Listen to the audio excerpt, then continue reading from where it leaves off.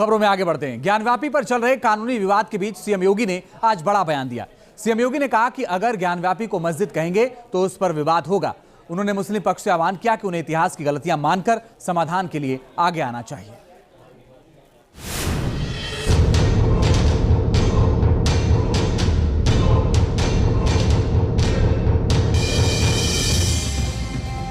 ज्ञानव्यापी विवाद क्या है?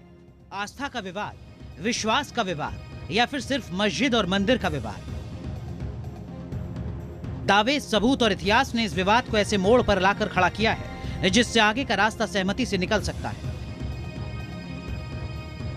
शायद इसीलिए यूपी के सीएम योगी इसे विवाद नहीं मानते। न्यूज एजेंसी ANI के पॉडकास्ट में सीएम योगी ने ज्ञानव्यापी पर खुलकर अपनी बात रखी। उन्होंने सवाल भरे लहजे में कहा, ज्ञानव्यापी को अगर मस्जिद कहेंगे तो विवाद होगा। मस्जिद के अंदर त्रिशूल क्या कर रहा है? मंदिर के अंदर ज्योतिर्लिंग, प्रतिमाएं हैं, दीवारें मंदिर होने का सबूत दे रही हैं। अगर हम उसको मस्जिद कहेंगे तो फिर विवाद होगा। मुझे लगता है कि भगवान ने जिसको दृष्टि दी है वो देखे ना। त्रिशूल मस्जिद के अंदर क्या कर रहा है? हमने तो नहीं रखे ना। ज्योतिर्लिंग हैं, देव प्रतिमाएं हैं, पूरी दीवारें चिल्ला चिल्ला के क्या कह रही हैं। और मुझे लगता है कि ये प्रस्ताव मुस्लिम समाज की तरफ से आना चाहिए कि साहब ऐतिहासिक गलती हुई है और उस गलती के लिए हम चाहते हैं समाधान। सीएम योगी ने कहा कि सरकार इस मामले के समाधान के लिए हर मुमकिन कोशिश कर रही है, लेकिन उन्होंने ये भी माना कि एक ऐतिहासिक गलती हुई है। उस गलती के समाधान को लेकर मुस्लिम पक्ष को ही आगे आना चाहिए। देखिए, योगी आदित्यनाथ जी ने बहुत ही सच्ची और सही बात कही है, और इस सही बात कहने के लिए बड़ा जज्बा चाहिए। और एक सत्य को स्वीकार करना या किसी से कहना कि सत्य को स्वीकार कर लीजिए, तो गलती क्या है?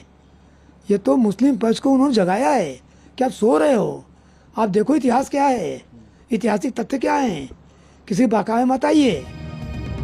सवाल है कि आखिर सीएम योगी को ये क्यों कहना पड़ा कि मुस्लिम पक्ष को ये गलती मान लेनी चाहिए कि इतिहास में गलतियां हुई हैं, और ज्ञानव्यापी इसका सबसे बड़ा उदाहरण है। दरअसल ज्ञानव्यापी में अब तक जो सबूत मिले हैं उसका सीधा सरोकार मंदिर से जुड़ता दिखता है। मसलन देवी देवताओं की प्रतिमाएं।